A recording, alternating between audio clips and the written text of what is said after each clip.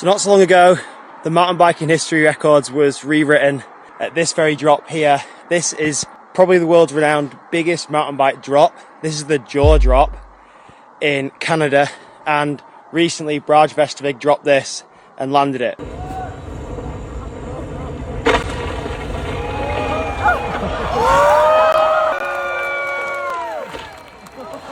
So previous to this, Josh Bender was the only person ever to try this, I believe, and every time he tried it, ended up in chaos. Just hoping my bike holds up on this one. Should be a good 40-50 feet.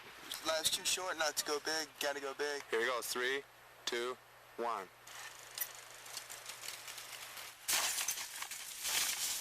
No one's ever landed it since, and I've never seen a video on the internet of anybody come to check this out and actually see for myself, or people being shown, like how gnarly and how big this actually is.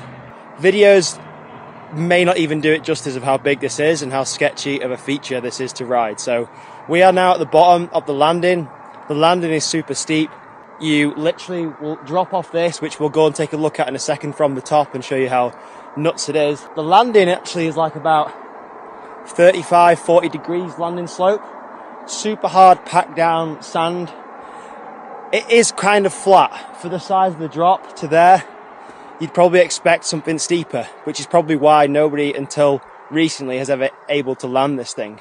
Yeah, I wanted just to come here and show you guys just how nuts this is. Like, if we take a look down the bottom, it's taken me about half an hour to get from down there, which is about 100 meters of scree slope, to get up to here.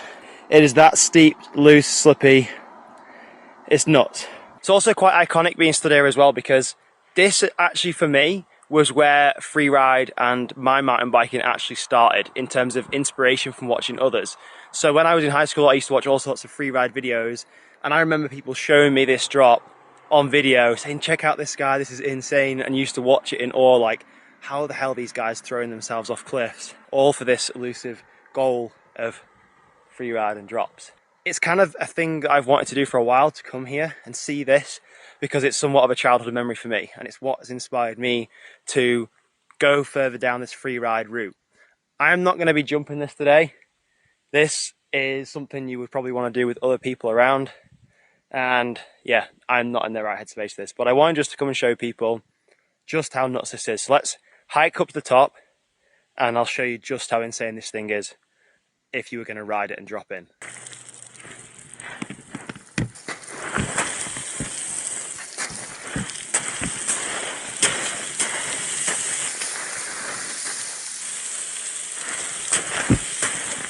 As you can see, the ground is literally falling away from underneath me. It is that deep in sand. It's hard to traverse across. All I've done is walk so far and I'm sweating. It's so deep in dust. Oh my god. Oh. Okay. Top.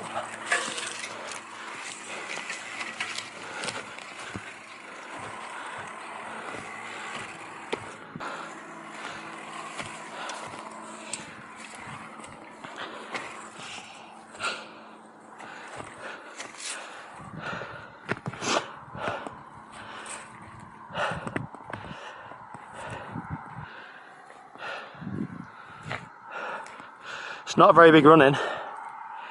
Holy hell. Literally 2 bike lengths, turn, a bike length and a half, and then hook. That is big. Bike, tiny run in. Oh my days. Absolutely mental. I actually feel like vertigo up here. I can't imagine how someone dropped off this. Like, that's scary stuff. Don't be thinking because I got my helmet on, I'm going to be attempting this. I don't know if you can tell on the camera. Like, I don't want to go any closer to the edge. And usually I'm don't get scared by vertigo and stuff, but this is a gnarly drop. You literally would sit on your bike, get in the right headspace, maybe half a crank, turn in and then you would be, there's no turning out. As you can see here, there's a bike length and a half. So once you let off the brakes, you ain't stopping. And then you're going down the bottom. One thing I will say about watching Brage do this is that he is a strong as fuck human being. If you watch when he lands, he just takes the impact like an absolute unit. Whereas when I've seen Josh Bender do it, I don't know if it's because it's his small size, but he just seems to crumple into his bike. And you need some serious strength on this to actually stay on the bike and not crash. I'm like lost for words. There's like a lot of emotions going on. Not because I want to do this or anything, but just because this is where mountain biking started for me, watching videos of people riding this sort of stuff. And then being able to watch some of the more recent videos and then put myself here and stand here and just almost imagine what headspace they must have been going through when they were sat here on their bike, looking into the hills with the sun setting, ready to drop into the biggest mountain bike feature potentially there is at the minute. Pretty insane. Lost for words, but I just wanted to give you guys some context. It is huge.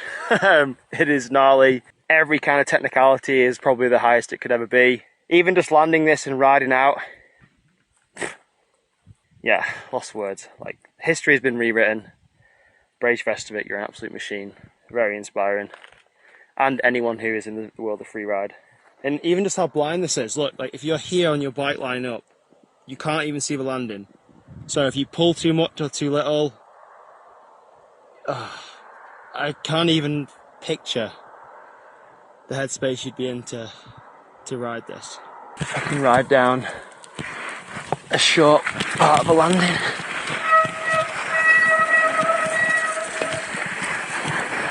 Whoa! What a mad feeling.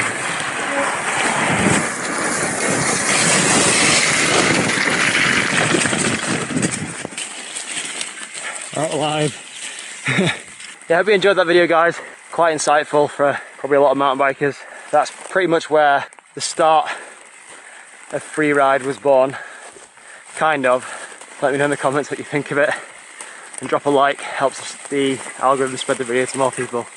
See you in the next one.